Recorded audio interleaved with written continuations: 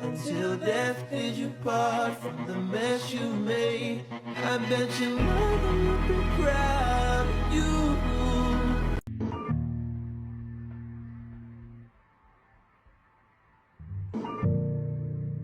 Hey, smile. Smile. So what's the point of talking if you're not changing your mind?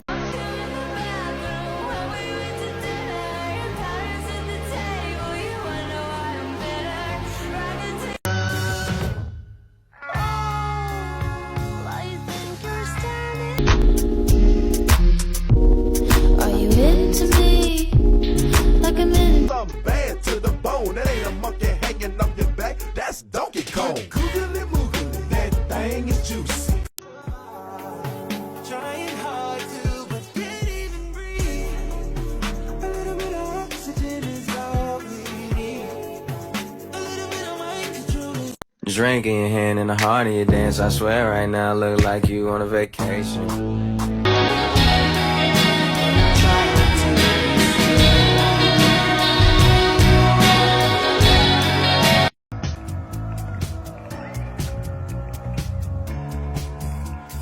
if life is a movie, oh, you're the best. This life I've been chasing, these hearts I've been breaking, and these girls I've been tasting. Don't ever get naked, just put it in a ponytail, fuck 'em from behind. I let go of my claim on you. It's a free world. Do you hear that, Sid? There's a man in the woods.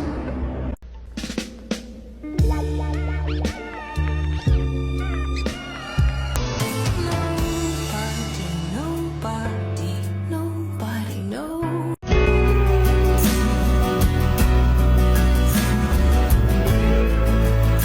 I wanna hold her. She was crying on my shoulder. All I could do was hold her.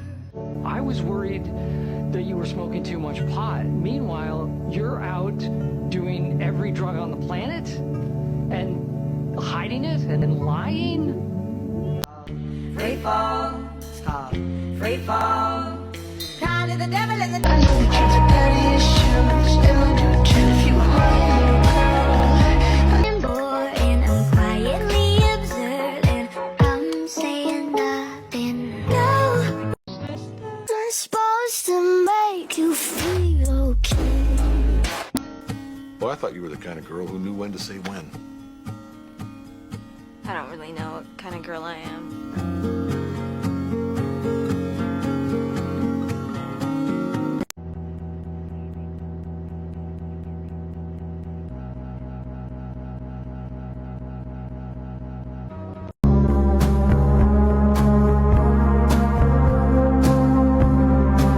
That bad way old titties. Them shits already bit it. No.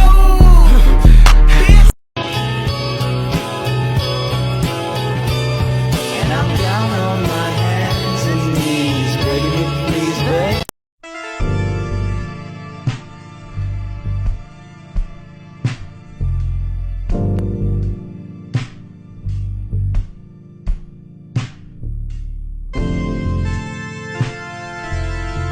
Don't look at me with those eyes.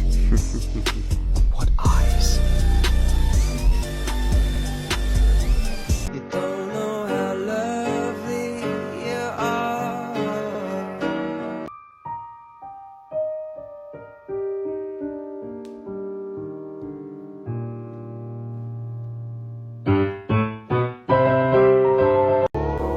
You know what sucks more than anything? Tell me. Babe, why you do that? It's bittersweet to think about the damage that we do. Bojack, Yeah. are we friends? Yeah. I mean, I think we are. Or I think we can be. Okay.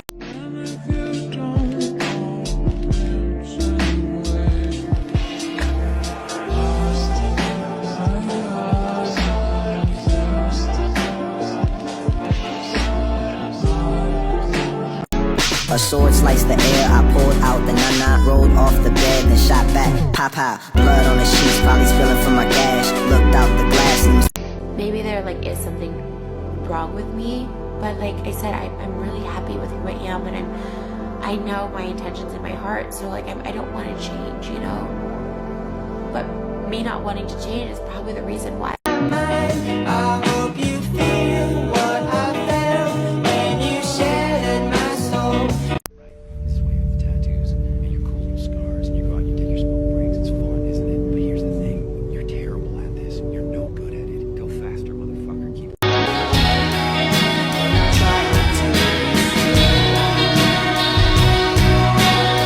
I've been thinking too much.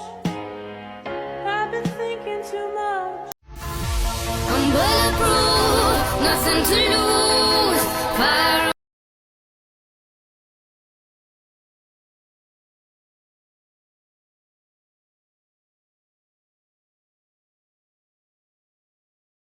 The road is long, we carry on, try to have fun in the meantime. Don't make me sad, don't make me cry.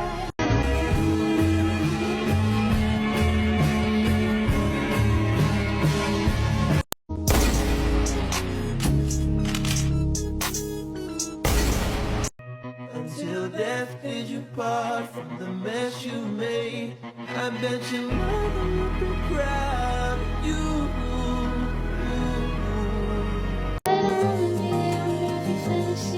I just wanna be a part of your family, and I don't wanna.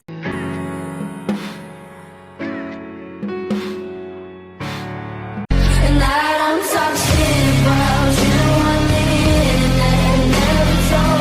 I've been thinking too much. I've been thinking too much. I look at you and I see nothing. You always let your emotions get in the way. That's the problem with you, Lorelai. You don't think. Mom, please. He's just a man, Lorelai. No, he's not. Oh, so what are you telling me? That this was all worth it because he was the love of your life? I promise I'm not going to kill myself. Shoya never hangs out with anyone. What a loser. A total freak. Why does he bother living?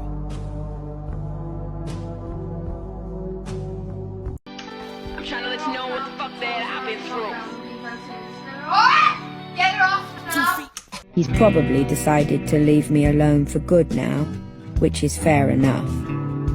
I screwed it all up again. Classic Tory.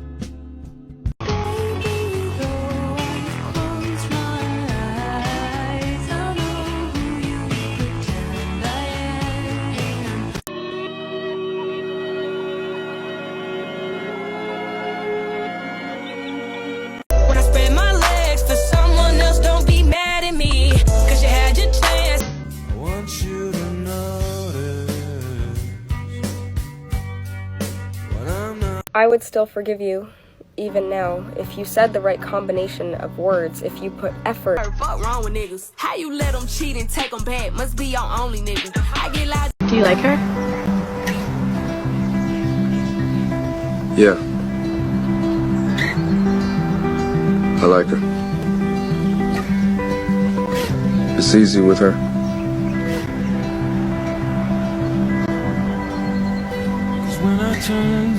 I love you, Callie. But everything is so damn hard.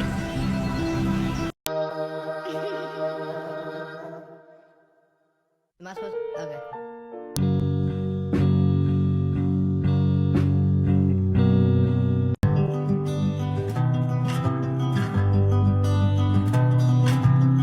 What is wrong with that Molly Noblet girl? So I found her TikTok and like I requested to follow her because I'm pretty sure she like accepts everyone. So I got the notification she accepted me, and then I went on her page and I looked at her reposts and they were just all about her bullying someone. For a little bit I kind of wanted to feel bad for like the parents, but at the same time she acts the way she does from her parents. And also, how do you guys find people's addresses? Like, I'm kind of like curious because her address has gotten leaked like 3 different times. Well, I just hope her parents are rich so they keep up with all these new houses. If my mom found out that I had bullied a girl that badly, she would never speak to me again. She'd actually, like, kick me out. And, like, I wouldn't blame her either. Because this whole situation is honestly just, like, so messed up. But honestly, guys, keep making this girl bite the curb because she does not deserve anything. She should be in juvie. I also looked up one of her addresses and I only live, like, a few hours away from her. Okay, I'm done talking about this girl because I don't know why I even just, like, wasted my time. It was just kind of, like, pissing me off at the moment. Okay, bye guys. How to heal properly. You have to forgive yourself and you have to forgive those who did things to you. What they did is what they did. You know right from wrong. You know that that situation helped you. You know that that situation hurt you. But at the same time, you learned from it. You grew from it. And you have accepted it. And you got close with God. You know not to be in a situation like that ever again. That's when you need to learn how to accept things. Because accepting things will help you in this life. When you accept the things that happen to you, I promise you, you will become a better version of yourself. You just have to believe and you have to be willing to accept that what happened to you. Because you can't change it. You can't go back in time to change that what happened. So accept what happened and be in the present moment. That's the only thing that matters. That's how you heal yourself. And that's how you heal things around you. And that's how you attract things that's for you. But you have to believe that. Keep going with yourself. I love you and God love you. I don't think anyone talks about how exhausting it is to be crazy. Like, I don't want to be crazy, but, like, I am crazy. And, like, 24/7 is, like, oh my god. Like, I'm not even trying to be funny, y'all. Like, I literally... I wasn't crazy all this time. It's, like, being pushed to craziness. And then just, like, experiencing this. Like, I never want this for anyone. It's like, I'm not even trying to be funny. I just, like, I'm a human being. Like, we're human beings. Like, if I was an animal, I'd be put down. Like,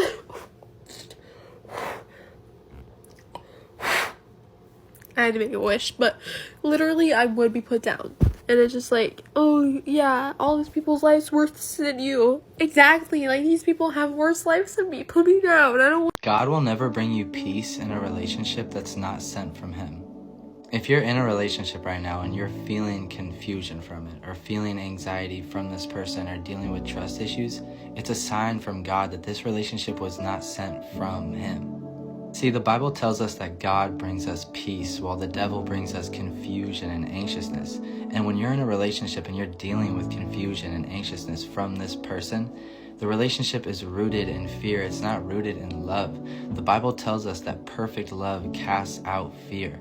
That kind of love and fear cannot coincide together. If you can take all these things into account, when someone is sent from God, you will know in your heart, in your spirit, they will bring you closer to God. There will be no fear, no confusion, no anxiousness from that relationship. God wants to bring you a beautiful, loving relationship that was sent from Him, but it may require a waiting season on our part and us not forcing a relationship from our own impatience or our own wants and desires, but waiting on the Lord and knowing that He's working together all things for the good of those who love Him. Trust Him. Even amidst the waiting season, amidst the hardships in this life, God has something beautiful ahead for you. And did you really think I will let you go to bed overthinking? Hand me the thoughts. Hand them all here. And don't make me come up in that brain and pull them out my fucking self. Now you go to bed, or if you waking up, you wake up and start the day whatever. And you start the day off with clarity and precision and no overthinking. If it's about a man, who cares about him? If it's about the job, another opportunity will come. If it's about family, you have me. So no matter what it is, go to bed with peace of mind. Now, put the phone down. I am about to break up with my boyfriend because he bought a car tire. And I don't think I'm being dramatic about it at all. It is important to note that there's actually a third person involved in this story, of course. And that is my boyfriend's best female friend, who let me tell you, somehow cannot seem to do anything for herself because anytime she faces any minor inconvenience, she calls my boyfriend.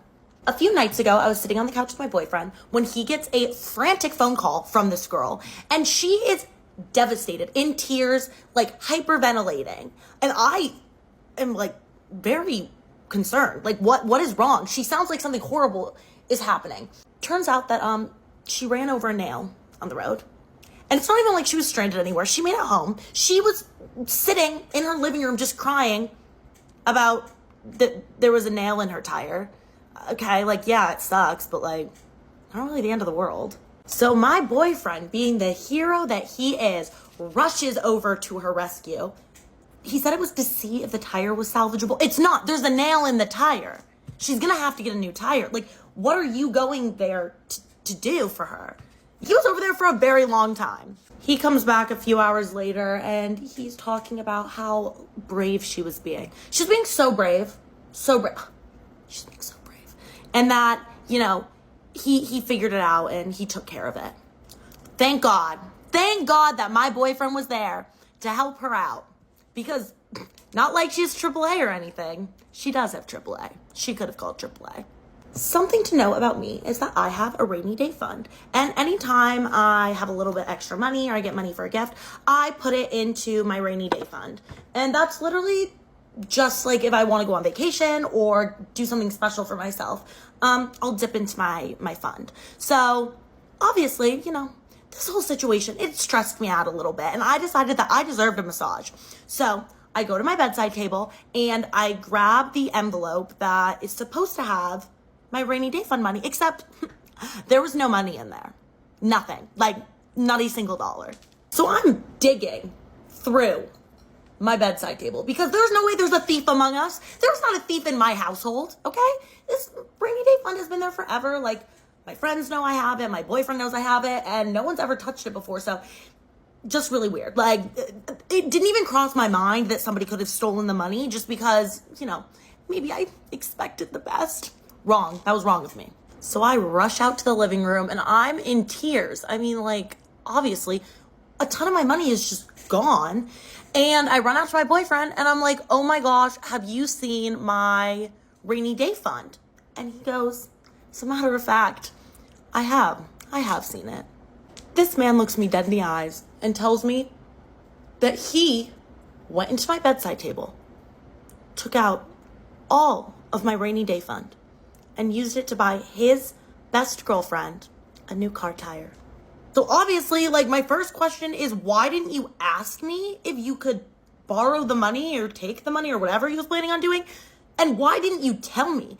And he was like, well, first, it was just an emergency. Like, she really needed a new tire because she needs her car to get to work and she didn't have the funds to get it. First of all, I see that girl's Instagram. She is out like 4 times a week. So if she doesn't have funds to get a new tire, it's because she doesn't budget. Like, okay, you cannot be going out 4 times a week and then being like, can't afford a new tire. And then he says, you know, you didn't actually need that money anyway. That's why it's a rainy day fund. It just made more sense to me. I thought it was the right thing to do to give it to her since, you know, she could like use that money for something she really needed. So whose money though? Not her money, not your money, my money. My money. It doesn't matter what I was planning on using it for. You can't just go, you stole my money. Now you may be wondering, why didn't my boyfriend just pay for the tire himself? It's because he bought a new Xbox. So he didn't have the income because he used his rainy day fund. I can't. I really need that massage now, but I can't get one. So then obviously I ask, well, when am I going to get paid back? And he looks at me dumbfounded and is like, paid back? What do you mean paid back? Oh my God, that's all you can think about? You are so selfish. I'm selfish? It's my money. It's not even like that girl is nice to me either. She is so rude to me every time she sees me. So it's like, I just don't understand. Like, I'm in the wrong. I'm the bad guy here. You stole my money. I truly never would have guessed that a car tire would be the catalyst to the end of my relationship. But, you know, always expect the unexpected. And even though I kicked him out, don't worry. He has a place to stay because His best girlfriend has been so accommodating of him.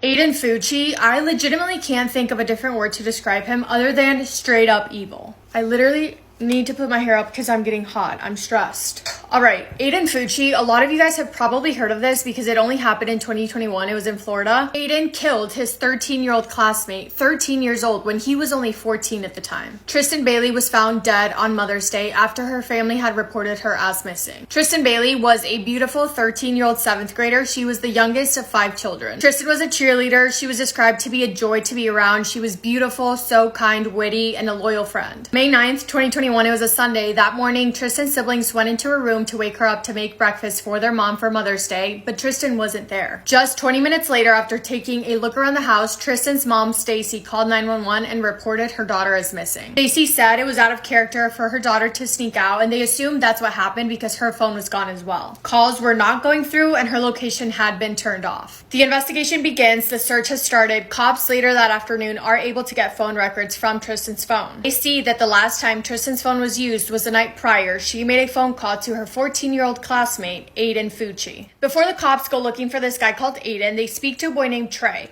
Trey says that Tristan and Aiden were at his house the night before, the Saturday night, and they had been there a little bit past midnight. He says they were there, Aiden was acting a little bit sus, and then they left together. Cops then immediately go find this Aiden Fucci guy. Who is he? How long were they together? Where did they go? What did they do? Aiden Fucci confirms that they were together that night, but his story is that they left together, they were walking together, and then they eventually went their separate ways. He walked towards his house, and Tristan walked towards hers. However, Trey said that they left his house around 12:30. Aiden says that he didn't get home until 3:30, so the timelines are already not matching up. They ask Aiden about that, and he says, oh, I actually forgot. We did walk together a little bit longer. Tristan came on to me. I didn't like that, so I pushed her off of me. She hit her head, and then I just left her there and walked away. That's how the first conversation that the cops had with Aiden went. After that, he went back home, and his parents immediately got him a lawyer. Later that evening, 6:06 to be exact, a guy is walking through some trails in the woods, and he calls 911 to report that he has just found a dead body. The body was found still clothed, but it was clear that it had been stabbed repeatedly. Authorities show up to the area, and the body is believed to be that of 13-year-old Tristan Bailey. A couple hours later, the police report to the media that a body has been found, and later that night, it is confirmed to be Tristan Bailey. The autopsy later reveals the cause of death to be sharp force trauma by stabbing. The body also had the word karma written inside her left ankle and a smiley face written inside her right ankle.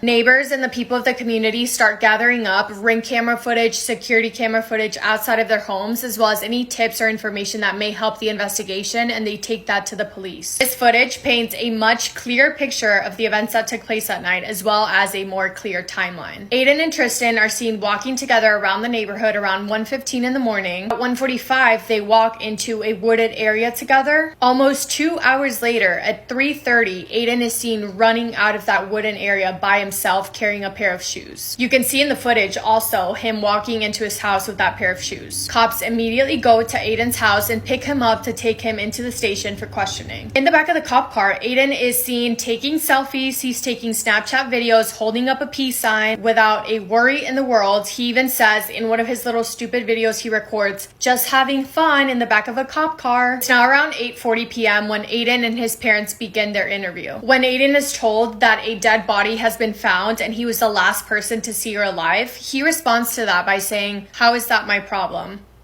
While they're at the station being questioned, there's another team of officers back at Aiden's house conducting a search. In the Fucci household, in the bathroom next to Aiden's room, down the drain, they find a mixture of dirt and blood. They also find a knife sheath, t-shirt with blood on it, that pair of wet shoes that Aiden was seen carrying, that has blood on them as well, and a wet pair of denim jeans. Later on, we find out more evidence that was found in the home. There were drawings that Aiden had made, disturbing pictures of a female figure with X marks written on their private parts and blood coming out of them. By 3:30 a.m. that next morning, Aiden Fucci is officially arrested with second-degree murder. Tristan Bailey was reported as missing on Sunday. Her body was found on Monday. An arrest was made, and then on Tuesday, May 11th, 2021, Aiden Fucci is ordered to be held for 21 days while the investigation continues. This is all over the news. The news spread very quickly. Everyone was talking about it, especially because the kids were so young. A little over 2 weeks later, on May 27th, the court announces that Aiden Fucci is now facing first-degree murder charges and is going to be tried as an adult. This is when the investigators announced to the media that Tristan Bailey had suffered 114 stab wounds. At least 49 of those were to her hands, arms, and head, suggesting that those happened when she was trying to defend herself. Evidence also slowly started to reveal how much planning had gone into this, confirming that this was very much premeditated. To the point where Aiden had actually told his classmates that he was going to be killing someone, and he gave himself a 30-day timeline. He also specifically told some friends or some classmates that he was going to be doing this in the woods. Investigators had been continuing their search by searching the lake next to where Tristan's body was found. In that lake, they found the knife that was believed to be the murder weapon. That knife had a missing tip, and the tip was later found in Tristan Bailey's scalp.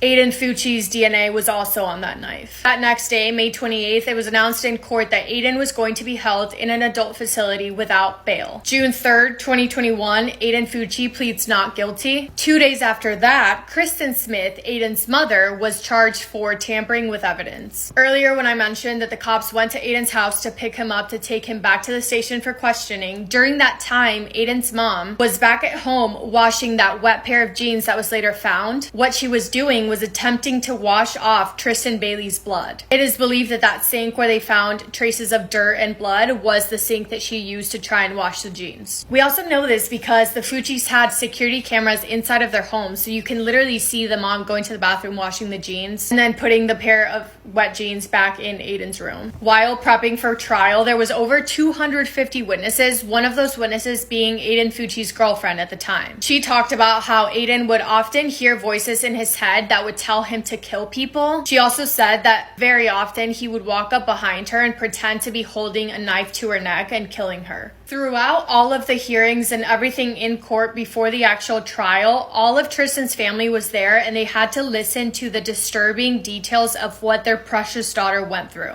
February 6, 2023, Aiden switches his plea from not guilty to guilty. March 24th, 2023, when Aiden was only 16 years old, he was sentenced to a maximum sentence of life in prison. However, after 25 years of being in prison, his sentence is allowed to be reviewed, which I don't know why you would let someone like this get out of prison. He had no remorse at all. He was being violent in prison. He's just been horrible. Impact statements at the trial, especially the one which I saw a lot of clips on TikTok about, where Tristan's sister was dropping 114 stones into a little jar one by one, was so incredibly heartbreaking and so impactful. The mother of Aiden Fucci pleaded not guilty at first, but then she changed it to no contest. He was only sentenced, I don't know why I'm shocked, but she was only sentenced to 30 days in prison and 5 years of probation.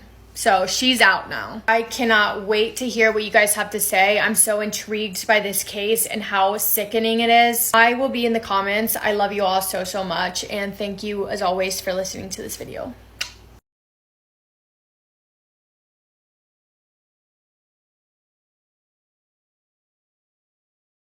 One of the biggest mass kidnapping cases in U.S. history is the Chowchilla kidnapping.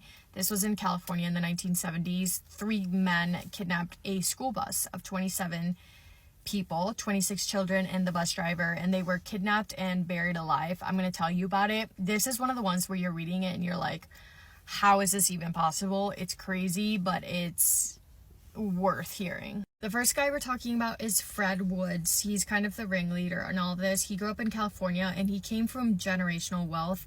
I'm talking filthy rich. He was basically as privileged as you could get, but his childhood, as privileged as he was kind of a weirdo. He was described as shy, awkward, and as a teenager.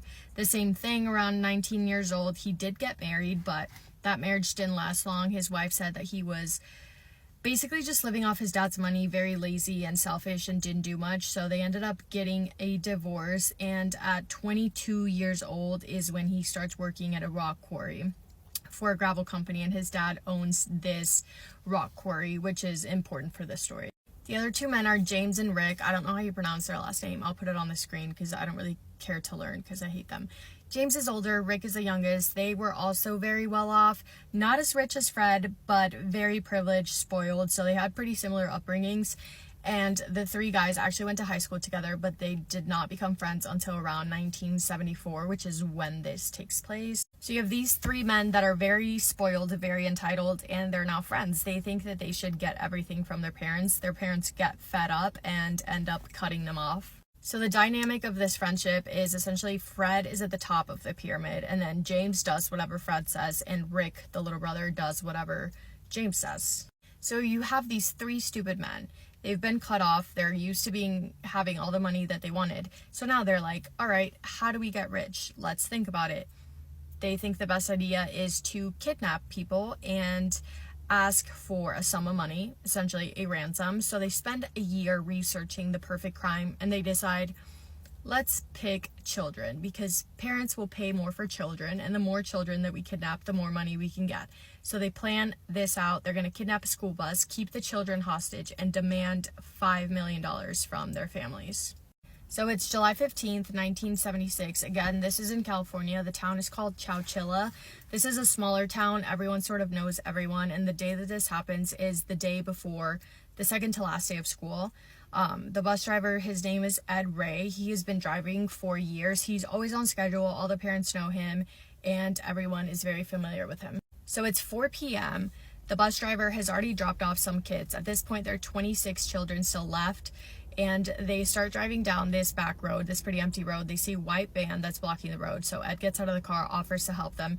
Three men with guns jump out, and they say, if you even think about reversing, we will shoot you. So Ed in his head is like, okay, I will just comply and hopefully no one gets hurt. So the children in the bus are starting from age 5 all the way to 14. Fred gets in the van. He orders Ed to go sit in the back of the van. So he's now driving. James is sitting at the front, pointing the gun at them. And then Rick gets in the white van and drives behind them. So the first step of their plan is to ditch the school bus, because obviously they can't have the police looking for the school bus. So they drive 0.5 miles away to a park with bamboo, and they hide the bus. They have a different van there prepped for their kidnapping, and they order the children to get in those two vans. So there's 13 kids in one van, 14 in the others, and they start driving for 12 hours. So again, they've been planning this kidnapping out for a year. So these vans are all boarded up. There's no heat, no circulation, hardly any oxygen. The kids have to go to the bathroom. Kids start throwing up because it's so hot in there. And again, they're in there for 12 hours, not because the place that they're going to is super far, but because they want to drive around to essentially kill time until it's the middle of the night so that they can continue with the next step of their plan. So around 7:30 p.m. is when panic sets in. The cops are called. There is a search party. They call in 30 FBI agents that fly in to help them with the search. And this is now news nationwide, worldwide. It's all over the news. Everyone knows about it. So the cops find, with a helicopter, they find the school bus, and then they think that the kids are still alive because they see the tire tracks from the vans that drove away. So they think that there's hope. Meanwhile, it is now 4 a.m. The three perpetrators, Ed and all the children, arrive at the location. The location is a rock quarry that Fred's rich dad owns. So they've arrived there, and they get out of the van. There's a hole in the ground with a ladder, and they start ordering Ed first and then all the children to get in the hole. So they want to get Ed in there first, Ed, the bus driver, because they think if they get him down there, then all the children would follow. So Ed climbs down the ladder, and he realizes he is in a metal truck trailer that has been buried underground. And then they take the children down one by one. While they're doing this, Fred, James, and Rick ask the children for all of their names and their addresses, because remember, their whole plan is to ask for $5 million from their parents. So they want to make sure that they have everyone's name so that when they call the parents, they can confirm that they do know who they are. So in this trailer that has been buried underground that they're now all in, there are makeshift toilets, one small light, hardly any air circulation. I think they try to do some sort of funky vent to get some air in there, but nothing at all. And then there's a bunch of old mattresses in there. So once all the children and Ed are down there, Fred looks at them, says, "We'll be back for you." And then he pulls up the ladder, seals the hole with a metal plate, and places 2 truck batteries on top of it. These truck batteries weigh like 100 pounds each. And then the children think that the perpetrators are gone, but they hear shoveling dirt. So they're essentially getting buried alive. So the next step of their plan is to get the money that they wanted. So now it's the early hours of July 16th. The guys go back to Fred's house and they're like, all right, time to call the police, demand the $5 million. But they're trying to call the police and all the lines are taken essentially because this is worldwide news. So everyone's calling in tips and stuff. And essentially the guys cannot get through to the cops to say their ransom of $5 million. So they're like, all right, what should we do? Take a nap. So they decide to take a nap, which is just crazy. And back at the trailer, things are going from bad to worse.